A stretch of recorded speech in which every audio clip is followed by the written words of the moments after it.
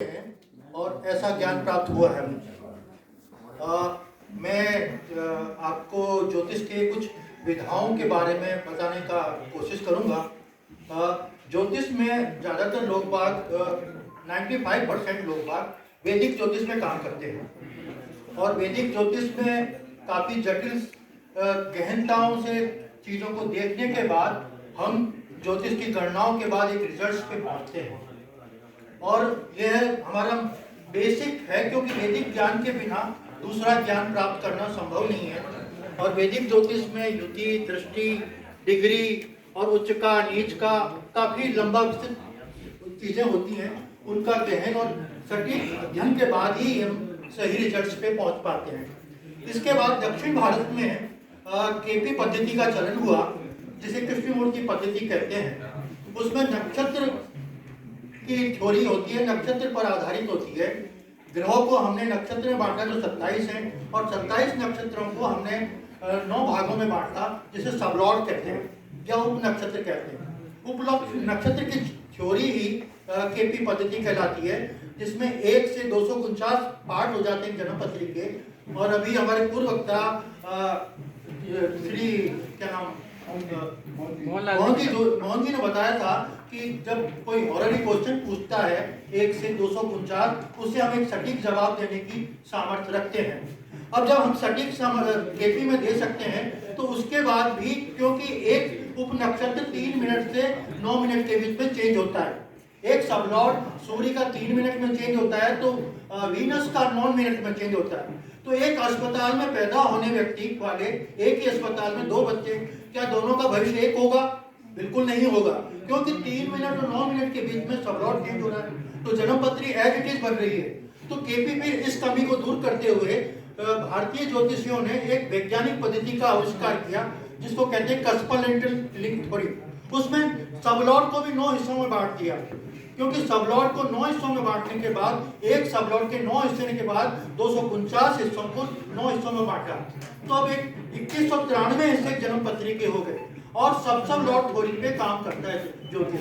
अब सब थ्योरी पे कैसे काम करते हैं? क्योंकि सबलॉर्ड एक कुछ सेकंडों में चेंज होता है। तो अब उससे क्या होगा कि किसी भी जातक की जन्मपत्री का सही विश्लेषण कर पाएंगे, क्योंकि सबलॉर्ड 3 सेकंड में से लेके 12 सेकंड में भी चेंज होता है और 2 मिनट में भी चेंज होता है। तो सब की थ्योरी पे हर जातक, एक जो जातक पैदा होता है अपने आप में यूनिक होता है, उसका कोई दूसरा रूप ले नहीं सकता।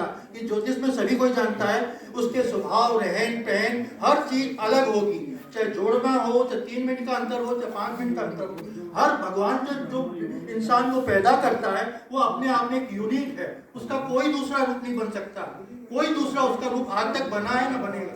तो सब थ्योरी पे जो कुछ सेकंड्स में चेंज होते हैं और कुछ हॉस्पिटल की दूरी के हिसाब से, क्योंकि जन्मपत्री की मूलभूत आवश्यकताएं 3 होती हैं। 3 डाटा हमको अवश्य जरूरी सही चाहिए। पहला जन्म दिनांक, दूसरा जन्म की तिथि के बाद समय और स्थान। अब स्थान तो हम किस हॉस्पिटल में पैदा हुआ, किस कमरे में पैदा हुआ, उसके माध्यम से हम गूगल मैप के माध्यम से जान सकते हैं कि कहाँ पैदा हुआ। उससे उसका लॉन्गिट्यूड, एटीट्यूड बिल्कुल सही पता कर सकते हैं।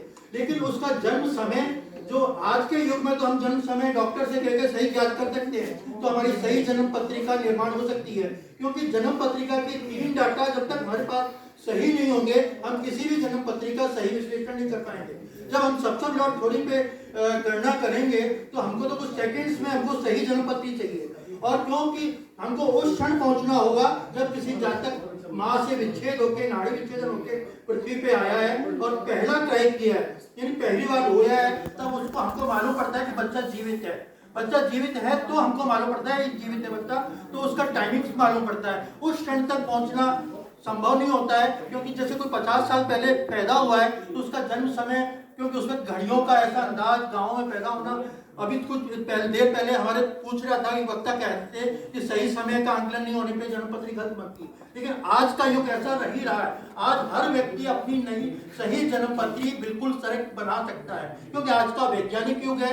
हर आप क्षण पे बदलते हुए ज्योतिषी आधार पर आप बिल्कुल सही की सही फलादेश कर सकते हैं। अब समय आता है कि अब आप 50 साल पहले पैदा हुए और आपकी जन्म पत्री सही नहीं बन पा रही है, आपको समय सही मालूम नहीं है, इसके लिए ज्योतिष में आजकल नई चीज आ रही है, उसको कहते हैं BTR, बर्थ टाइम रेक्टिफिकेशन, यानी जन्म का शुद्धिकरण करते हैं आप। किसी जन्म पत्री को बनाने के पहले मेरे पास कोई जन्म पत्री लेके आए आप, तो मैं ये नहीं कहूंगा कि आपकी जन्म पत्री सही है, पहले मैं उसको एनालिसिस करूंगा कि आपकी जन्म पत्री भी शुद्ध है कि नहीं। उसके लिए मैं BTR करूंगा। BTR के लिए उसके जीवन में घटने वाली घटनाएं, जैसे उसका विवाह, उसके पिताजी की डेथ हो गई, दादाजी की डेथ हो गई, जो जीवन में एक बार ही घटित होती है, किसी की डेथ होना एक ही घटना है। इन इवेंट्स को देख के और उसका रेक्टिफिकेशन करेंगे, बर्थ टाइम रेक्टिफिकेशन करेंगे। उसमें ज्योतिषीय आधार भी होते हैं, उसके भाई बहनों की जन्म पत्री, ब्लड रिलेशन वालों की, उसकी प्रथम शिशु की संतान की डेट, उन डेट्स के आधार पर भी हम BTR करेंगे। BTR का बहुत लंबा प्रोसेस है और उस पे आप BTR करके आप उस क्षण पहुंच सकते हैं जब आपका वास्तव में जन्म हुआ है, जब उस क्षण पहुंच सकते हैं जब आपका जन्म हुआ, और उस क्षण पहुंचने के बाद हम BTR के माध्यम से बर्थ टाइम रेक्टिफिकेशन करने के बाद किसी भी जातक की जन्म पत्री का सब लॉट कुछ सेकंड्स में चेंज होता है, उसी आधार पर हमको फलादेश करना है, तो हम 95% किसी भी जन्म पत्री का विश्लेषण कर सकते हैं। ये जन्म पत्री विश्लेषण करने का नायाब तरीका, वैज्ञानिक तरीका, इसके माध्यम से आप किसी भी पोजीशन में पहुंच सकते हैं। आप कह सकते हैं मेरे पास कोई जन्म पत्री दिखाने वाला आता है, सुंदर भी है, अच्छी पोस्ट पर भी है और अच्छे रैंक पे भी है, पैसे वाला भी, उसकी शादी क्यों नहीं हुई?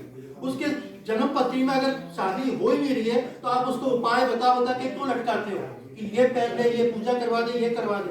अगर आप KP और कस्पल इंटरलिंक पद्धति से किसी विश्लेषण करना चाहें तो आप बता सकते हैं कि आपका विवाह होगा ही नहीं, आप स्पष्ट शब्दों में कह सकते हैं, आपको घुमाना नहीं, घुराने की जरूरत नहीं है। मैं तो सीधे शब्दों में कह देता हूँ आपका विवाह इस जन्म में तो नहीं होगा, आप लिव इन रिलेशन में रहते हैं तो आपका इसमें सोच सकते हैं आपका विवाह नहीं होगा।